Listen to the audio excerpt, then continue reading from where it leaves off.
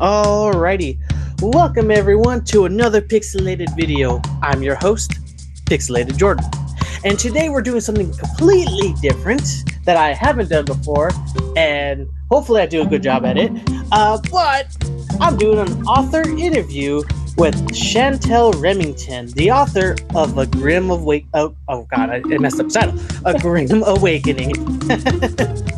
Man, a great start, by the way. But I was a fan of this. I think I read the first two books when they first were out. I was talking to your narrator, Jamie Trezelligan.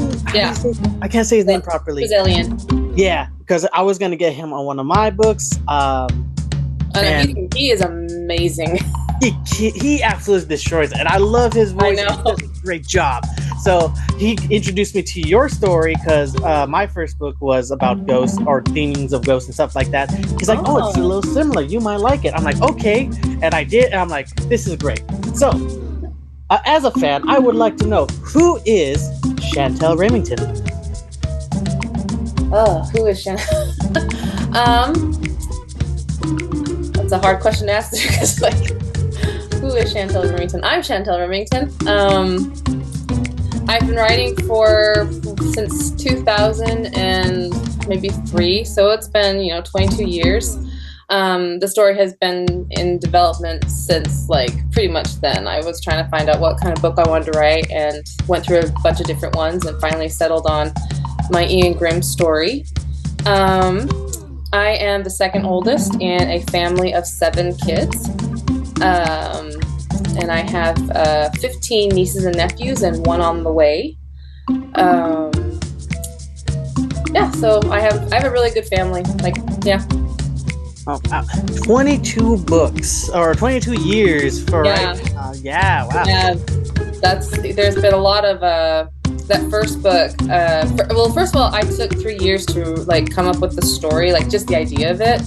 I wanted to know where I was going and everything, and then I wrote the first book in 2007, and then I served a mission for the Church of Jesus Christ of Latter-day Saints, and then I came back from that, and I had to edit and edit and edit and edit and rewrite and just over and over and over again of that first book until it's finally got a stamp of approval. But man, that was a lot of years of just writing the first book.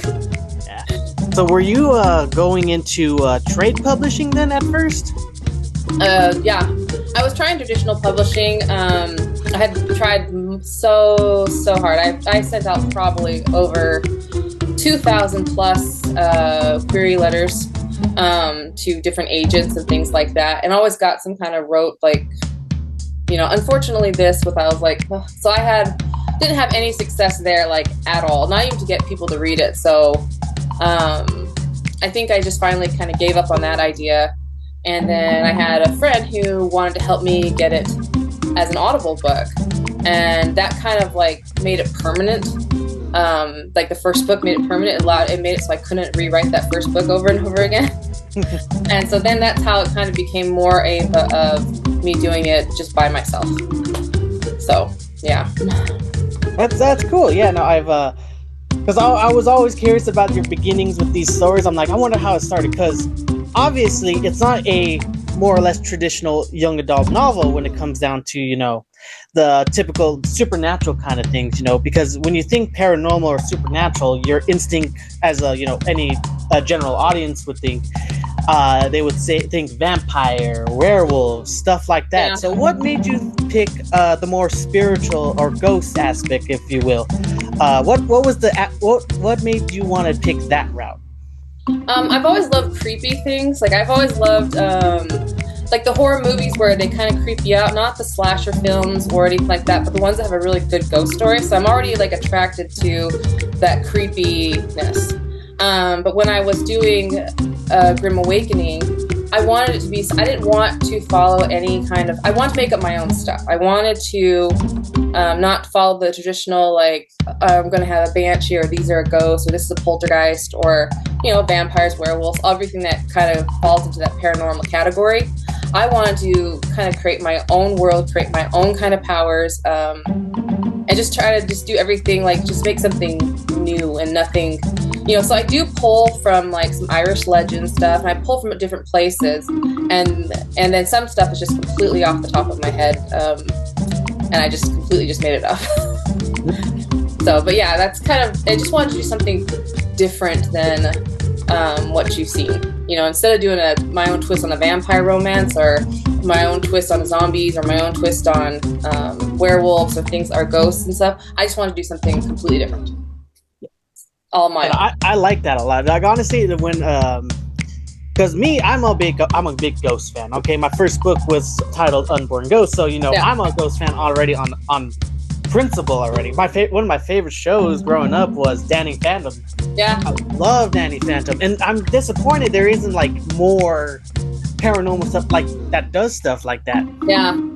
And so when I got introduced to you, I was like, oh my god, this is exactly what I'm looking for, this young adult genre. Like, this is what I wanted. I've been looking for so long, and I finally have something that kind of has those little bit of tropes of, you know, the kid on an adventure, you know, a secret society, stuff like that, and you know, just everything. It's so, I was so excited to get into it, because the first when I read the first one, I was like, okay, yep, I'm in. I'm gonna stick with this story. This is great. Well, good. I'm glad. Yeah, because like I said, like the only thing I could say that's similar in my regard is an author named Darren Shan, the author of Cirque the Freak. I'm not too sure if you ever heard of him. I haven't. He's a good inspiration for me. He's known as the author who loves to write creepy things. Oh. Like his first, not his first book, but the book that got him success was Cirque the Freak. Basically, a teenage half vampire. Oh, they made a movie about that. Yeah, there was a movie. Yeah, I did see a movie. So he's the writer behind that story. Yeah. Now I'll tell you right now, the movie ain't like the book. So. It never is. Yeah, it never is. But he's known as a very as an author who loves to write horror for young adults. That's cool. And that's why I love the vibe of this so much, because it's like there's another author, you know, doing that, and I absolutely love that you're doing that, because I'm like, I want more of this stuff. I want more. I didn't want one guy doing it. Nah, I want more. And I absolutely love the cast too. You know, just Grimm. I'm just like, man, that name of his, it just fits so well. It kind of has that whole Danny Phantom thing where, you know, you have his name Danny Fenton, then he becomes Danny Phantom. I do like to have a name that kind of goes along with like the characters that they're playing, you know. So obviously you have the Grim Reaper, but I have my main character as Ian Grimm. Mm-hmm. And so I do kind of like doing that kind of stuff. It's just fun. It keeps it fantasy and just kind of fun. It does. I'm like, if I was a kid reading this right here, or a teenager when like in the same age group as Ian, I'd be like, man, I want to be in this world. So speaking of you know, some of the powers, what was your process is coming up with some of those powers? Of course, you don't need to like give out like spoilers or anything like that, but I'm curious about like how coming up with it, because it's definitely unique when you think of ghosts or like spirit energy. So I just want like, what was the inspiration of its action-packed adventure? It is, I would say. Gosh, that's hard to say what the inspiration was, because it's been so long since I feel like I came up with the powers. I knew I wanted to do something unique when it came to powers. I didn't, you know, I've read some other fantasy things like that, and I love all of them, but I wanted to do something really unique, something that really hasn't been done when it comes to the type of powers. And so since I was dealing with more spirit stuff, I started thinking about, well, how could they use their spirit as powers? Like, what could your spirit do? And I was thinking a lot about like how the subconscious brain is so much more powerful than our conscious brain. And so I was like, well, obviously our spirits, you know, anyway, I just started thinking along those lines. And then as I started kind of developing what their spirits can do, the idea of shielding and everything like that, I don't know, it just started to develop more and more as I wrote the book. It just got more firm in what the powers were. And so yeah, it's a thought process. Like, you start off with some kind of idea and it's just kind of hazy, and then as you write about it, it starts to become more defined. You get rid of things that don't seem to work, and then things that do seem to work you stick with. And it's nice when it starts to really take take shape, but it really takes a solid foundation, and then you can build on that foundation. And so, because I don't really care for stories that have powers where it doesn't make sense. You know, they can just do whatever, or I can't grasp the world. I like things that are a little bit more grounded. And so when you have certain powers in certain books where it doesn't really make a lot of sense, that you can just do whatever, I'm not a fan of that. And so I wanted mine to be grounded. So yeah, I just started laying that foundation of like, what can they do, what can't they do, and then if they can do something new, how is it that this person can do it and other people can't? Anyway, so I just wanted to make sure that it was grounded, it had a reason for why certain people can do certain things and other people couldn't, and that they had their limits as well. Because obviously you don't want somebody too overpowered, because then they can just do whatever, and you don't really, it's hard to create that bad guy who can really fight them. So I have, it's like solid foundation, but limiters on what they can do while still making it cool. Yeah, because you don't want to, unless you're making that kind of story about people who can blow up planets, Right. Then maybe you should draw it back, because if they're fighting, why would they just not blow up the planet? Right. But yeah, I just wanted it to be something that was like, when they're going throughout the books, like it's not just like, oh, I'm just gonna punch him really hard, that's how I'm confused. It's more like, we have to use our brain here. Sometimes we can shield, sometimes we can't shield, and sometimes we just have to think of a different way to get rid of certain things, dealing with certain problems. Absolutely. One thing I have for all the audience out there, I will tell you right now, the in the books, each chapter has like a little cute character doing some antics in the chapters, every single book, and it's always a blast to see what they're doing. The third one just gets crazy, and I absolutely love the third book with its little chapter headings. Yep, that story just kind of builds. Because I have a story that's for the chapter title. So every chapter heading, whatever, there's going to be a story that goes throughout, and it's going to go throughout all the books. But I have no that one. I seriously just make up as I go along. I'm just like, well, what do I want now? Yeah, actually, that's a great question too. So there's always two types of authors out there: the planner or the plotter, or the pantser. Which one are you? What's that second one? A pantser means is an author who doesn't plan out their story, like an outline or anything like that. They just write and they just go. It's a mixture of both, because I have to have an ending in mind in order for me to get there. So usually what I have is point A, and then lots of times all the way down to maybe point M, then point Z. And so I have like a certain feel that I want, and so a certain ending that I want to lead into the next book. And so generally I have that ending in mind. And then the rest of the story comes together as I write it. And then I go back and fix what, because when I wrote book 3, there was a whole different plot line for your Leora character, and I didn't keep any. I took months on writing that plot line, and then I didn't take any of it. It went a completely different direction. So you can plan to a point, but you also have to be willing to throw away what doesn't work and start over again. And so I'm both. I definitely feel like you need an ending. You have to have an idea of where your story's going, and what kind of feel you want at the ending in order for you to get that way, because it helps you have that direction. But I don't like the idea of over planning, because so much of that is just wasted. Once you get to that point where you're planning it all out, and you get to point D and whatever, you're just like, oh, this doesn't work anymore, and I spent all that time planning it and now it doesn't even work.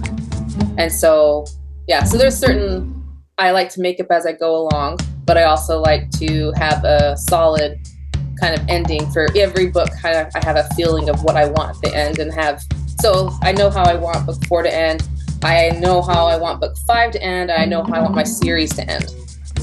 But all the story that's in between in those books, I don't know exactly what I'm going to do for certain things. I have certain ideas what I want, but sometimes those ideas don't pan out at all. So. Yeah. You're like, I have the ending plan, but how we get there is who knows. We're going to figure it out. I had something I had something in book 2 I really wanted to do, but then I could not fit in the idea of it anywhere in book 2. It just did not work. And I tried so hard to find a way to just put it in there. And so I thought, oh, this is such a great scene, and yet I don't know how I'm going to put it in the book. But then when I wrote book 3, I just got like, oh, this is it. This is where I can put this scene that I wanted, and it fits so much better. And so, yeah, being able to rework your story and being able to throw away sometimes, even if you've worked on it for a long time, being able to throw away an idea that doesn't work, you have to be flexible too. Yeah, that is true. Who is your favorite character to write for so far in the series? Oh, well, I do love writing my main character because I know Ian well, but my favorite character in the book is probably Trace Groban. Trace Groban. All right. Yeah. So. Great. I don't know about that guy. Sometimes I don't like the cut of his jib personally, but but I can understand. He's been my favorite from the beginning, so. I can see why, though. I understand. He does at book 2. He does get a lot of fleshing out for sure. Mm-hmm. And I do like that about it. Book 3 too. I mean, yeah, there's a lot in book 3 for him to just that expanded his character a lot more. Right. But for me, if I really have to pick the energy I like the most, it'd be Eli. Eli? Yep. I cannot. He makes me laugh, but also it's probably because he's a little brother. I'm a little brother too. Oh. So he matches my energy. I'm like, I love this guy. I love listening to what people whose favorite characters they are, because I feel like it tells something about that person. A lot of people who like Mitchell Trent, and then I have a bunch of little kids who just like Ian Grimm. Like my nieces and nephews just love Ian Grimm. But yeah, it's just interesting to hear what other people like characters that they love. My brother loves Darius like a lot. Yeah, Darius, I mean, he's questionable, especially in that first book right there. Right. I mean, he gets better, so, Yeah. But it's fun to hear what different people's favorite characters are, for sure. Yeah, and but I mean, even then, like regardless, each book I always loved each book. They're all solid. 3 still right now is still my top favorite right now. I love 3. But if I had to pick someone who is undeniably the MVP of the story, it's definitely Mitchell. Yeah. Like, are you like? I would defend Eli. I love Eli. He's good. I feel he's gonna be pretty darn great later on. I just have a feeling in that. But Mitchell, right now, throughout the 3 books, he's been undeniably the MVP of the story of all 3 stories. Yeah, that's kind of been the feel I wanted to have from him. So he's the one where he's around, you're like, oh, okay, everything's fine. Yeah, he'll figure it out. If he's not there and Ian's by himself, is like, well, shoot, what do I do? Yep, and that's where the main character has to learn to grow himself and learn how to take care of things and learn from other people, and that's his own growth. Exactly. And I absolutely love that. Like I said, Ian, he plays his MC role very well. Good. He really does. I do like Ian a lot. He really does. He brings the story to life, and like he's obviously the main vocal point of the story. He's the main character. But I love the entire family just as a whole, and especially in book 3, how you expand upon each character in the family. It's honestly really great. That's good. Yeah, I do love the family side of it. Yeah, it's a 3. Like I said, 3 is for me is my favorite. It's arguably the more family book, and I absolutely love that for that reason. And I'll definitely say I love the progression of Ian right now, where he went from where he was in book 1, book 2, and then 3. It's like, all right, he's learning a lot, and he's getting better each book, and it's great to see him do better. Right. You gotta have that character progression, but not too fast. You don't want them to start from 0 and go to 10 all of a sudden. Yeah, and that's what I like about it too. It's a slow progression, but it's a natural progression as well, because he started late to the race, like everyone else. Yep. And I absolutely love that. So he's playing catch up while everyone else is already graduating college. Right. And I love that about it. And and it's a great journey for him. And he's doing his best. Yep. Mitchell's doing better, but he's doing his best. That is definitely the fun about writing, or just creating a story at all, is to have character progression. Like, that's my favorite part about any kind of book, is to watch a character progress, not just like with the knowledge that he gains in the book, but also with how he reacts or she reacts, or how they learn how to get along with people or forgive, whatever their weaknesses. Just having people overcome their weaknesses is like one of my favorite things about books and stories, is just characters. Characters is my favorite thing about stories. Like, I always say that you can have a great plot, but if you have boring characters, your story is not interesting. But if you have a great characters and maybe a boring plot, I'm more interested. Yeah. I'd rather have both. Yeah, if you have both, that's great, and you have both, definitely. But I would characters over plot any day for me. Oh, absolutely. I love my characters more than anything else. The characters are what drive the plot anyway. Right. They write the book. When you have solid characters, they write the book. They write the story. Oh, absolutely. And me, for example, I'm a pantser writer. Like, half the time, I don't know what they're doing, but it works. Yep. Well, that's fine to do that, because as long as you can go back and edit and fix anything, that's sometimes writing just off the cuff is just you have to get the story out. Yeah. And go back and fix anything that doesn't really work. Exactly. And I'm a big fan of this series. I'm very happy that I found it just by chance, and it's such a great story. And I want more people to read this story, because I'm like, this is great. It's a paranormal, supernatural, young adult adventure. I love it. It's so cool. And I have all 3 books. I listened to all 3 audiobooks. I actually just listened to them all 3 last week, just so I remember the whole story again, because I have a past with them. And Jamie, he does an amazing job. He does. He's from the first time I heard his voice, I was like, okay, yep, you're it. Yeah, you're it. You're on right now. I ain't going nowhere. And he cares so much. But you can just tell that he cares about his work. Where you have some people who sometimes I don't feel like they really care too much about the work that they do, the effort that they put into something. But you can tell that Jamie cares about his work, because he constantly is getting better. I mean, he started off great, but he has gotten better from book 1 to book 3, and that's hard for me, because I thought he was great in book 1. So the fact that I can be like, wow, he's gotten even better, that's been like, wow. So he really cares. He's amazing. Absolutely. Jamie is I love him as a narrator. He just, because I've heard because I'm a big audio fan. I listen to a bunch of audiobooks at work, so it's always nice to hear when a narrator, especially one as talented as Jamie he just having him to do inflections of characters, bring these characters to life. Because I've heard other narrators where they read the story very well, but they're not bringing any life to it. Right. Yeah. And that's why I'm very happy with your stories, especially your audiobook. He does so well at bringing these characters to life, and that they feel like real people, and I absolutely adore that. Yeah, he does such a great job. So yeah, you should get the audible book, just so you can listen to Jamie Trezalian. Honestly, I love the guy. Great guy, great guy in general. He's British. And but he does this American accent for me, because I needed him to do an American accent, since my main character grew up in Montana, and so so when you hear it, he is not American, he is British. Yeah, and he does good on the other accents too, like with the Irish ones. Yeah, he does really good with those. That's like the coolest thing is, he's not faking the British accent. No, he's not faking those. Those are real. And then, but the American accent he does great, and the Irish accents he does great, and so it's fun to have somebody who can do accents, because there are some really great readers out there, but they can't do accents. I was like, right? Yeah, exactly.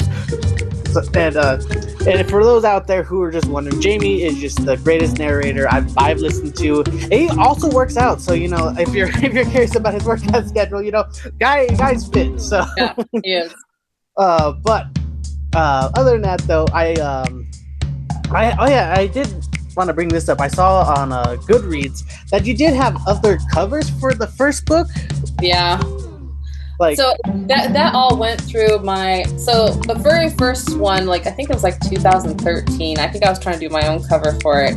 And I'm not an artist. Like that's the thing. I can draw like little, but I don't have any actual background like skill of like learning how to put things together. Anyway, so I did one and I put it as a ebook.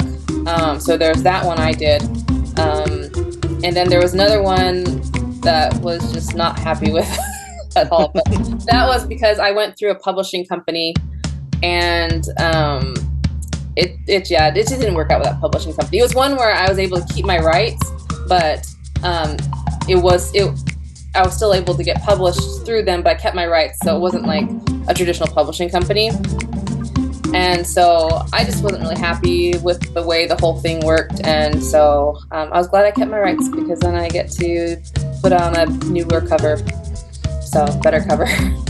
honestly, yeah, it's. I mean, I love your color cover in general. It's simple, but it works. Yeah, it's one I can do. Like I did those covers, and so it's something I actually can do. But that's just the silhouette stuff is something I can do, and it takes time to put it together. But at least it's not high end art where it's just like wow. It's just very simple, and so I can do that. Yeah, honestly, if you told me that you hired an artist for this, I would believe you because I'm like, I can't do this right here. This is too far Yeah. professional for me. But that's really good. That's awesome. I wish I could do that. Yeah. They're actually the very first cover. I don't remember the girl's name, but it was off of what is that one site where you can pay people to do work for? Fiverr, yeah. So it was a girl I paid on Fiverr to help me, and so she's the one who really got me started on how to do a silhouette cover. She was too busy though to do book 2 and 3, and so I ended up doing both of those. Since she couldn't do book 2, I was like, okay, I'll do book 2, and then I also did book 3, and I didn't bother because I don't know if she's still doing it, but I did get like the idea of the first one from her. And so she basically with her cover, she showed me, hey, I can do a cover where it's just a silhouette and it kind of captures an idea. So I would put the credit. I don't remember her name, otherwise I'd give her credit, but I don't want to take the credit. It was a girl from Fiverr who did simple book covers, and she's one who helped me get started on the idea of a silhouette versus trying to do an overcomplicated cover. And these covers are pretty great. I love the first one, that blue background, and then you see the character. Like it looks just awesome. That was her. The first cover, that was her. And the second one, even better. Yeah. The second one I did, and the third one I did. But again, all things started because she showed me how to do a simple silhouette cover that was easy for me to do as well. So yeah, and it showed like they're really good. I love them. I like just doing good colors too. It's so simple. It's just having colors for each book. There's a color theme. Yeah, I do like that. I like though. I do like the purple for the secondhand tower. Mm-hmm. That was really. I know. I like that one too. Oh right, and I guess how many books do you plan on, or has not been decided yet? There's going to be 6. 6 official. Okay, cool. My original idea was 9, but then I was like, that's way too many. I don't want to do that. So I took like all these ideas that I had and I kind of shoved them all back into a book. And I think it's fine if they're longer books because I have a lot of story to cover. And I don't care if they get bigger. It's kind of fun that they get bigger, but it's like, I'm not going to skimp out on my story just because I'm trying to keep it short. Yeah. And so, but yeah, I put it to 6 books. And so you can kind of feel like the first 3 are kind of like a trilogy dealing with the Reaper. And the second set of 3, that's when you're going to start going into the main villains. The main villain. And man, that's exciting. I'm excited for that. I mean, I told you before we started recording, I'm excited here. Yeah. I'm looking forward to it. And now I know there's 6, so that's going to be awesome. 6 total, so. Man, that's going to be great. And anything beyond the Grim Awakening that you have planned out, or are you just mainly focusing on your Grim Awakening? I do have another story I want to write. It's kind of one that came before my Ian Grimm story. I'm I'm not sure exactly how I want to go about doing that one yet. I'm thinking steampunk. I like theme-wise steampunk. Yeah. I've never done a steampunk, but I don't know. I'm kind of fascinated by the idea of steampunk. But again, I would have to put my own twist on things because it is a sci-fi, and I don't like sci-fi. So it's kind of hard to figure that one out. But it is a story that I've wanted to do, and so we'll have to see. That one's probably going to be a stronger of a romance, but still quite a bit of mystery and adventure with it. But yeah, that's the one I want to do next. But I have tons of ideas. I just want to be a writer full time so I can write all the stories I have. But again, you can't do all your ideas because there's just too many. Yeah, exactly, right. If you did all your stories, you'd just be stuck at home all day, 24 hours. Well, you would actually, I mean, there are so many people who want to become writers and want to write a book, but the problem is they have too many stories and they don't settle down on one. Yeah. Like they write this one and then they stop writing it because they're no longer interested, so they go to another one and they go to another one. Because I've talked to a lot of people who have asked me, like, how do you finish writing a book? And they told me, I was like, well, how many stories do you have in your head? And they're like, well, I want to do this one, this one. I was like, you need to pick one. Yeah. And then you need to stick with that one. Find the one that you have that could have the most interest to you, that can hold your interest. That's what I felt like with Ian Grimm, because I actually had another story that this is where I got the name Eli, but I was going to call it Eli Hacker. And it was about a boy who was able to hack into different dimensions. And so, but I was like, I love the name Eli, so I was like, I just took his name and gave it to a little brother. You're like, I'm stealing you for right now. I'll put it over here. And so I'll probably never write the Eli Hacker story I had. Yeah. But again, I had multiple different stories that I was trying to figure out what would hold my interest. Yeah. And Ian Grimm was the one that held my interest the most because, again, I'm most fascinated by the creepy stuff. Like, I get more excited about writing that kind of thing. Yeah. All right, and I guess if you did just talk, you did touch a bit on it. So, any advice for those inspiring indie authors out there, or already indie authors? Any advice that you wish to give them from the lessons that you learned on your journey? Well, considering that I haven't had much success yet on my own journey, I would definitely just say don't give up. I mean, if your only reason for writing is because you want to become famous, you might make it, but you might not. You need to learn to write for the fans that you have already. And so that's kind of been my inspiration for writing book 2 and book 3, is that I'm writing for the fans that I already have. They may be few, but I'm still writing for them. I'm writing book 4 because I have fans who want to read book 4, and it's just like a handful of people, but I'm gonna do my very best to write for them. And so I think it's just a matter of you don't give up. You just keep writing, and if it brings you joy to write, then just keep writing. If you're getting discouraged and it doesn't really bring you joy, then maybe you need to be doing something else, because there's no guarantee of success. It's a very competitive market. And a lot of it's like who you know, but I enjoy the actual process of it. I enjoy writing a book. I enjoy having people read it, even if it's a small amount. And it brings me enough joy where I'll keep going, even if I never have much success in it. So yeah, just don't give up and keep writing if it's something that brings you joy. So. Yeah, I'm gonna start just throwing my book, the Book of Grim Awakening, at people, telling them to read it. Just read it already. but yeah, it's definitely a tough market. So yeah. Everyone has a story to tell. Yeah. It's hard, but in my experience too, I would say at least when it came to indie authors, I've talked to a lot. It's a competitive market, but it's also friendly too. A lot of indie authors are in the same boat, and they want the person who's next to you as an indie author wants the other guy to succeed too. So we're all here wanting to succeed, and and we all want.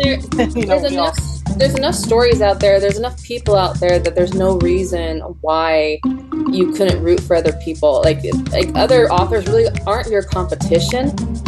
But because there's you're not gonna read one book your whole life. There's plenty of stories. There's plenty of readers.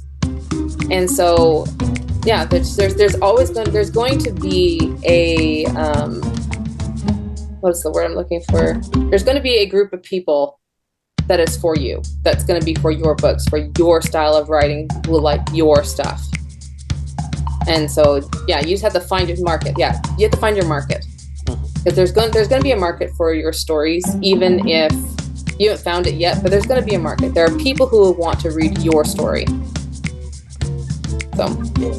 And one I know, one of the I like I've told you, I like a lot of author interviews. You know, this is great. This is a great experience for me. I love this. This is great.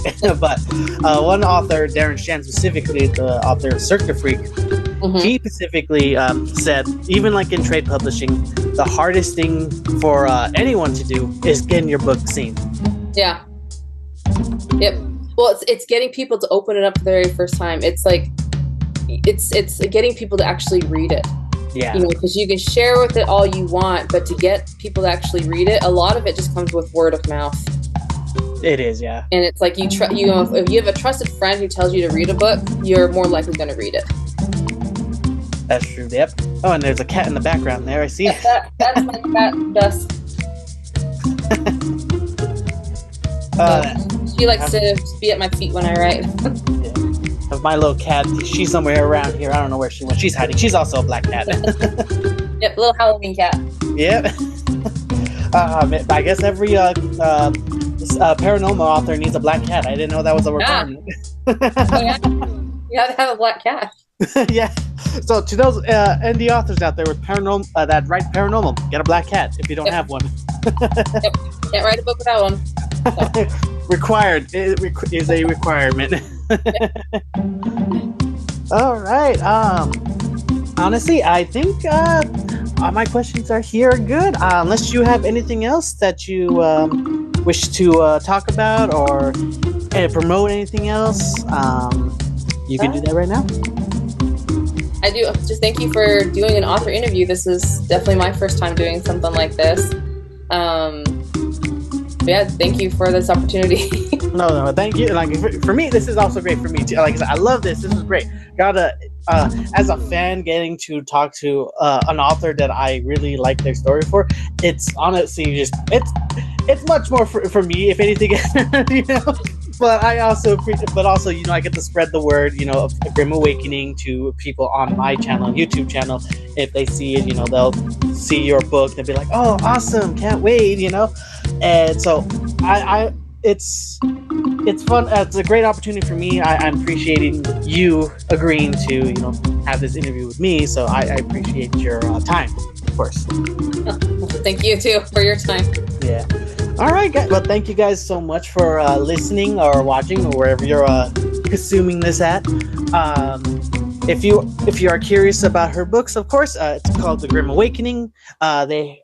She has 3 books out right now, and they are physical, ebook, and audiobooks, and they're all amazing. So yeah, if you want to check that, I'll definitely link it down below, so that way you can read it and all that.